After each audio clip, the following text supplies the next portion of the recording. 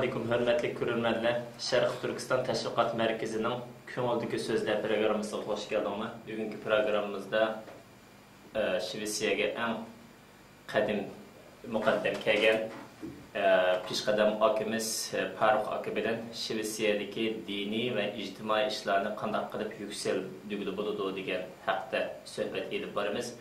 Farruq aka, siz Shvetsiyaga 1990 yilları geldiniz.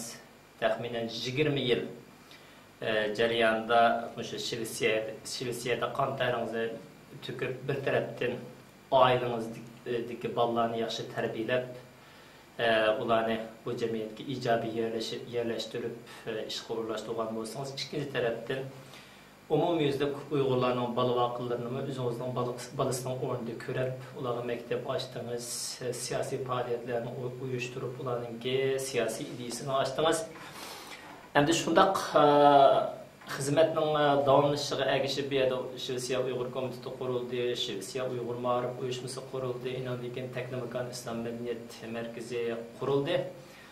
Umumiy natija qarab bakılgan bo'lsak, shuncha cho'ng bedellar to'langan bo'lsa-mu, shuncha tashkilotlar qurilgan bo'lsa-mu, Shvetsiyada Uyg'ur nomida bir masjid yoki namoz o'qiydigan bir joy yo'q. Uyg'urlar arablarning masjidiga, Somalilarning masjidiga, turklarning masjidiga boradi. Endi bu yerda masjidda qaysi millat imom bo'lgan bo'lsa, qaysi millatning ko'p bo'lsa, shu millatning tilida xutba o'qiladi, tabliğlar bo'ladi. Vatanida bir musibat, kulbat yuz bersa, shu masjidda o'zining vataniga uchiq duo qilinadi. Ammo Sharq Turkistonning ismi musulmonlar deb e'linsa-mu, lekin Sharq Turkistonning musulmonlari Uyg'urlar degandek bu nom hech qanday bir masjidda e'linmaydi. Buningki sabab Uyg'urlarningki bu Shvetsiyada uchuq erkin jamiyatda bir masjidning bo'lmasligidan iborat bir bo'shliq. Endi shu bo'shliqni sizningcha to'lg'izab Uyg'urlarning nomida Uyg'urcha xutba o'qiladigan, Uyg'urcha madaniyat bo'yicha dinimizni o'rganadigan bir merkezning bo'lishi muhim deb qaraydiganlar bor. Endi ba'zilar deydi, arablarning bo'lganligi, turklarning bo'lganligi, somaliliklarning bo'lganligi ashaga berib namoz o'qisak bo'ladi, masjid ayrim etishning hojati yo'q deganlar bo'ldi. Ammo tadqiqotchilarimiz, olimlarimiz bu Uyg'urlarning o'z oldiga masjidi bo'lsa, bu yerda avlodlarimiz bir tarafdan Qur'onni o'rganadi, diniy madaniyatni o'rganadi. Masalan, ülem yetimni qanday uzutish, tug'ilganlarga qanday ism qo'yish, degandek bolalar o'zininki milliy xosligi bilan dinni o'rgansa yaxshi bo'ladi deb bu masjid qurishninki zo'r ahamiyatga ega ekanligini so'zlayotdi. Endi sizningcha shunday bir masjidni qurish zaruriyati bormi yo'qmi?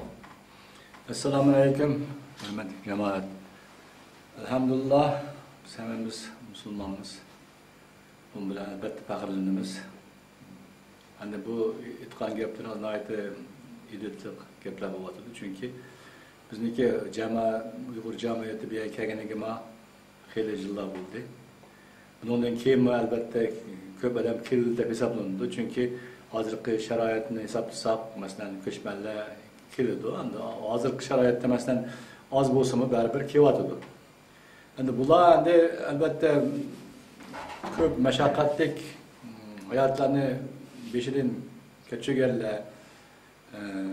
Endi bular birdan bir endi o'ziga panoh tilab kelganlar endi bular. Mashada yashasak, bolalarimizni tarbiyalasak, o'zimizniki urf-odatimizni mashada saqlab qolsak deganlarning ko'plari endi shunday fikrda endi. Hozir bu degan gapingiz nihoyatda to'g'ri gap bo'ldi, chunki bu masjid to'g'riliq masalan gap bundan bir necha yil oldin bo'lgan, oramizdan bo'lgan. Shu yaqinda o'zingiz tanısangiz kerak, Tahir Hoji degan bir bizniki ishqalamlarimizdan biri o'zi ko'rsatib, tashabbus ko'rsatib, men masjid ochay deb shu faoliyatlarni o'tkazib, shunga tayyorliklarni qilgan bu yerda. Lekin uningga bu oldindan masalan to'liq o'ylanmagandan keyin hamma taraflari to'q planliq bo'lmagandan keyin bu amalga oshmay qoldi. Undan keyin endi yangi tashkilot qurildi bu yerda, ma'rif uyushmasi qurildi. Endi bu yerda kelayotganlar endi biz o'zimiz ozmi emas. Endi bu yerda yana bir alohidlik shuningki bu Shvetsiyada Uyg'urlar buna desak endi boshqa mamlakatlarga qaraganda farqlanadi turadigan joyi. Masalan, boshqa mamlakatlar har bir shaharda tursa, bu Shvetsiyada Stokgolmda asosan Uyg'urlar Stokgolm shahriga o'rnashgan. Tarqagan emas. Tarqagan emas bu. Bu endi boshqa mamlakatlarda ko'rilmaydi bu. Boshqa mamlakatlarda har bir shaharda tarqalgan holatda yashaydi ular. Bunda bu bir uyushma sifatida bu Shvetsiyada yashaydi deb o'ylayman. Endi hozirgi sharoitda mana biz masalan bu yerda kelganimizga mana 24 yil bo'libdi. Nayt ko'p vaqt bu 24 yil. Endi u yana 24 yildan ichida yana nimalar bo'ldi, Xudoning o'zi bildi. Endi bu yerda endi shuni men bilamanki, endi albatta bizning avlodimiz endi bundan keyin Shvetsiyada doim yashaydi degan bir umiddaman. Bu yerda yashaqda masalan bizning avlodimiz yashaqqa ketmaydi bu yerda. Bu yerda masalan hozirdan tortib o'shadan planni qilib qo'yishimiz kerak biz. Kelajakdan avlod qanday bo'ladi? Kelajakda biz qanday qilamiz? Endi u mechit masalan degan so'z endi ba'zilarga aytib cho'ng bir programma ko'tarilib ketildi. Bu cho'ng bir programma emas deb hisoblayman. Bu bizniki, hammamizniki, o'zimizniki, millatimiz bir bo'lgani uchun bir Uyg'ur jamoatchiligining bir mechiti bo'lsa, shunday yaxshi bo'ldi deb o'ylayman. Chunki bu yerga kelgandan keyin bular yig'ildi, mashada nikohlarni mashada o'tkazdi. Undan keyin boshqa marosimlar bo'lsa, dafn marosimlari bo'lsa, mashada shu mechit shunga egi chiqib, mashada o'tkazdi. Demak, mashada shu Shvetsiyadagi birdan-bir Uyg'urlarniki egidorchilik qildigan, u beshiga issiq-sovuq kelgan vaqtida yordam qildigan, undan keyin diniy ishlari, diniy faoliyatlari, shuning bo'yicha nima qildigan shu bir o'rin hisoblanadi. Shunga buningga nihoyat chiroyli gaplar bo'ldi deb o'ylaymiz. Endi bizning jamoat uningga menimcha hammasi qo'shilishi kerak deb o'ylayman. Faqat gap shundaki, bular endi qanday endi shu masalasi bo'yicha biz oldin bir munozara o'tkazsak bir qatim. Endi bu referendumga o'xshash bir narsa o'tkazilsa, Uyg'urlarning har bir oilasi bilishi kerak. Shuni qanday fikr qildi? Shuni biz hammamiz endi ichki jamiyat bo'lgani uchun ichki jamiyat har bir oiladan shuning fikrlarini bilsak oldin. Shu fikrlarni bilib turib, undan keyin hammasi ko'pincha endi shuni deb o'ylayman. Men endi ular o'zlarining fikrini bas kerak deb o'ylayman. Mening fikrim endi nihoyat ijobiy bu yerda. Endi undan keyin bir faoliyatga o'tib, shu qanday yo'sinda biz bu mechitni qursak, qanday boshqaramiz, qanday qilamiz, qaysi yo'sinda o'tkazamiz, shularni bir maslahat hozir. Lekin undan oldin o'zimizniki tug'ilib qolgan baribir savollar bo'ldi. Masalan, biz shu tushunmasliklar bo'lishi mumkin bu yerda. Diniy masalalar bo'yicha, boshqa masalalar bo'yicha bir-birimizni hatto to'g'ri tushunmasdan xato tushunib qolgan taraflarga uchragan bo'lishi mumkin. Shuning uchun to'g'ri tushunishimiz uchun bir-birimizni hammasi shu ochiq oydin fikrlarni anlashi kerak. Mashadagi yashayotganlarning hammasi anglab, shuni qarab turib, o'zining fikrlarini berib turib, albatta bir mechit hozirdan harakat qilinsa, albatta uni qursa, yaxshi bo'ladi deb o'ylayman. Chunki uni qurishga butunlay qanday yordam bo'lsa, shuni biz berishga tayyor. Chunki bu nihoyatda kelajakdagi avlodlar uchun bir qolgan cho'ng bir narsa deb o'ylaymiz. Ammo buni qismi nihoyatda chiroyli o'ylashib, buni hammasi bu mechitni qurgandan keyin uni qanday yurish kerak, uning qanday bo'ldi, keyingi nimasi shularni hammamizni putlab, hammasini chiroyli o'ylab mechitni qursak yaxshi bo'ldi deb o'ylayman. Shuning uchun unga bir qancha vaqt tayyorlik qilishimiz kerak. Nihoyatda yaxshi tayyorlik qilishimiz kerak. Hamma taraflarimizni o'ylab, hamma oila tushunishi kerakki, shu mechitniki kerakligini, ehtiyoji borligini tushunishi kerak. Shular his qilish kerak. Menimcha ular qo'llab-quvvatlaydi deb o'ylayman. Bu nihoyat chiroyli gap. Endi bu şu hazır Türkler mescidi berpa qıvatıdı, Araplar mescidi berpa qıvatıdı. O mescid yerinin Uygurçası olmaydı. Qatnaşı bəsi buludu aşağı gibi.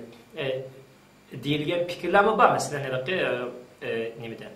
Lekin ahırkı neticede qarab baxsaq, mesela Türkler mescidide Türklerin balları Kur'an'ını ügünüdü. Mesela ular namazdan keyin o da bir mescidden ki çay içidiği yerler oldu, ahvallaşıp, ağırlıkla olsun verip yoxlaydı. Nurg'un bir ictimai ömürlükni, birlikni saqlaydigan bir alaylıklar var endi. Endi bizga mi Uyg'urlarga mesela işte bir mescid açılsa, o'zining tilida xutba o'qilsa, Uyg'urlarninki dam olishga chiqqan peshqadamlar shundaq masjidlarninki namozdan keyin o'tirib o'zaro fikr almashtiradigan, ağırlıklarını yo'qlaydigan, yordamga muhtojlarga yordam beradigan, tajriba almashtiradigan bir fikr yaratilsa, sizningcha Uyg'urlarninki ijtimoiy jihatdan yuksalishiga foyda deb qaramsiz yoki bu boshqa musulmonlardan ayrimchilik shakllantirganlik deb qaramsiz? Endi bu yerda mana hozir oldin masalan biz shu har turli mechitlarga boratdik-da, bu yerda masalan hayitlarda ro'za eti, Qur'on eti, shu yerda har turli mechitlarda endi kim ko'p qaysi mechitga borsa, shu mechitga berib o'qitdik endi. Keyingi vaqtlarda masalan shu jamiyatlar uyushtirib bir joyda o'qiydigan bo'ldi. Shu cho'ng bir bayramlarimizda, hayitlarda shu namoz o'qiydigan bir joy bo'lgan bo'ldi. Bu nihoyatda yaxshi editlik bo'lyapti. Keyingi vaqtda uyushtirgan yeringlar sayılır joyga kelib, hammasi kelib namoz o'qidi. U faqat hech qanday millatga hech qanday uning nimasi yo'q. Uning hech qanday bir millatga asosan emas. Masalan, Uyg'urlar mayda mesjid qurib, mesjidni qilsa, ular bir ayrim bir bo'lib oldi degan gap emas. Balki musulmonlarninki ijtimoiy ehtiyojidan birini Uyg'urlar o'zi maxsus holatda bir qandg'anlikdan iborat xizmat qilishmi? Musulmonlar qatqisi.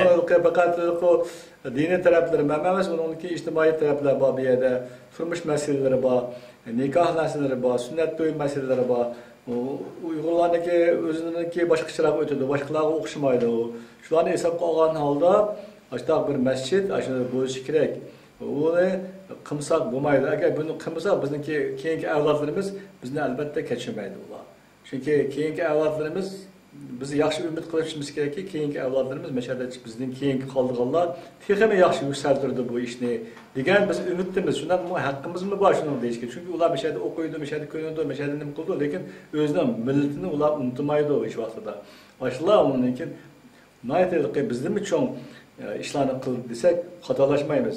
Lekin uning uchun biz mashada juganlar hozirgi sharoitda alhamdulillah shu yashab yurganlar yassi qo'shib ketishimiz kerak.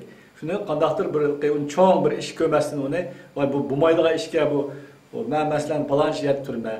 Masalan bu yer masjid qilsam ya kelishim kerak. Yoki bo'lmasa men palonchi deb bu bo'ldigan ish emasga shu masjidlar menga yetadi deb turmasdan bizniki o'zimizniki bir muqim bir joyimizni egallab shuni hozirdan shuni fundamentini hozirdan qurib qo'ysak bu yomon bo'lmaydi deb o'ylayman. Bu nihoyatda yaxshi bir fikr. Lekin shuning uchun biz nihoyatda yaxshi taraddud qilishimiz kerak. Buni nihoyatda yaxshi tayyorlanib, hamma oiladagidek fikrlarni elib, ularniki qanday bo'ldi, qanday emas, va uning oldidan o'zimiz ana cho'nglar nimalar o'zimiz bir yig'ilib mashada qanday fikrlar bor o'ttirdi masalan. Qanday bir tushunmovchiliklar bor. Diniy masalalar bo'lsin, ijtimoiy masalalar bo'lsin, turmush masalalar bo'lsin. Masalan, vatandan kelganlar bilan Qozog'istondan kelganlar bilan orasida qanday farqlar bor? Nima uchun maktabga ikkiga bo'linib, maktab shu sharoitda biz yashayapmiz. Agar buni hozirdan qo'yversak buni, maktab bo'laversin desa, ya'ni bir qancha zaman o'tgandan keyin hech kim ham bu ishga qatmaydi, hech kim ham bu ishni uyushtirolmaydi. Hozir kash bo'lsa, mana hozir sizlar chiroyli fikr qilib o'tibsizlar, bu fikringlar durust bo'lib o'tibdi. Bu amalga oshirsak bo'ldi. Uni qo'yvatmaslik kerak. Menimcha eng oxirgi imkoniyatlar shu deb o'ylayman.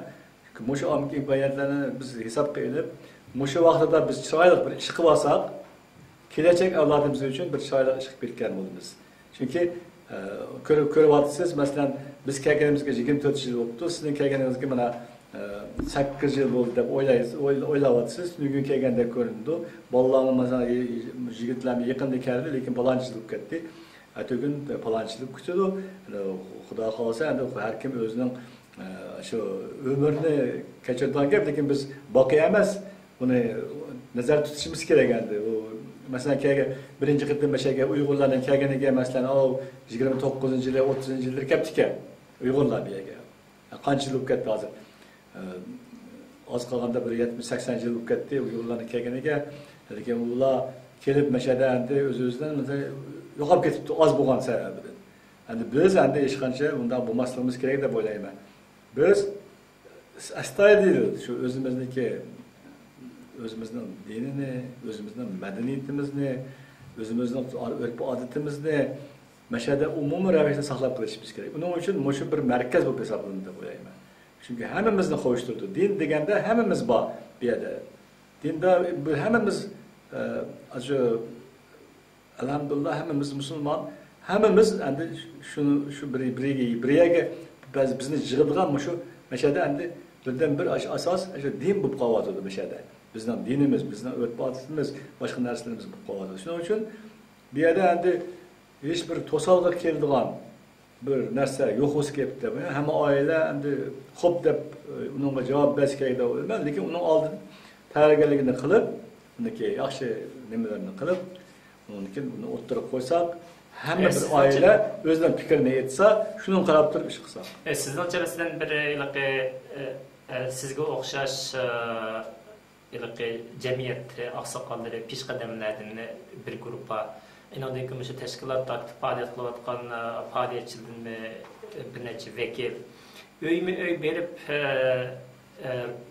kişilerinki köz qarashına ağa yaxşımı yoki bütün Şvetsiyadagi Uyg'urlarga bir 2 ay burun xabar berip yaxshi bir siz deb o'tgandek bir referendum shaklda bir yig'in etib, şu yig'inda umumyuzlik shu fikrlar o'tirib qo'yilib, umumyuzlik muzokara qilinsa yaxshi bo'lamdi. Qaysi xil usul munosib kelasiz? Endi u qanday usullar bo'lsa, shular yaxshi hisoblayman. Endi bu yerda endi gap hamma oila o'zi fikrini berish uchun biz bir qandaqdir bir uqtirish berilsa hammasiga qog'oz orqali ularning fikrini bilsak biz.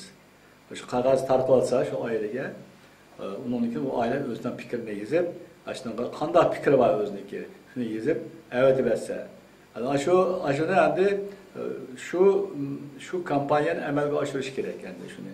Endi biz hozir beryapmiz, hozir mana boshlandi. Baba yetlashma şu keyingi qitimda yetladik. Sizlarga yetildinglar. Endi albatta u hozir bizniki nihoyatda ko'p yetlaydigan joylarmi ko'p, ba'zi birga ulguraysiz, ba'zi ulguramaysiz. Lekin shu yetlavaqadimi shu nihoyat muhim bir yet namozlari bo'ladi. Shularni bir muhim shu vositada shu ishlarni qilishga. Shu vaqtlarda ishlarni uqtirib, mesela Moşe kanalda mesela Kur'an namazı başında kütüldü mesela. Doğru mu? Doğru. Şu vaxtda şu meseleler oturup koysa yaman bulmaydı deb o'ylayman. Şu vaxtda hammasi keldi şu meçitga, hammasi yig'ildi. Xuddi şu mesele şu et namazı münasebeti bilan et namazdan keyin ozgina maslahatlashib olsa yaman bulmaydı deb o'ylayman. Allah razı olsun. Bugünkü qimmatli vaqtingizni ajratib, bugünkü programmamizga qatnashganingizga ko'p rahmat. İnşallah kelar qatimliq programmalarda şu Tordin programı kögen kürülmenlerimizni üzerinizdenki kıymetli fikirleriniz bilen temin etişinizge Allah nasip olsun. Selametliğinizne yaxşı olsun. Ailenizge Allah selametlik, bəxet turmuşunuzda texmo yaxşılab bersin. Köp rahmet. Rahmet. Selamet olun. Hürmetlik Kürülmenler bugünkü köngüldeki sözler programımızda köngül koyup anlaganlarga köp rahmet. Kelar qatimliq programımızda görüşeyle. Allah'a emanet.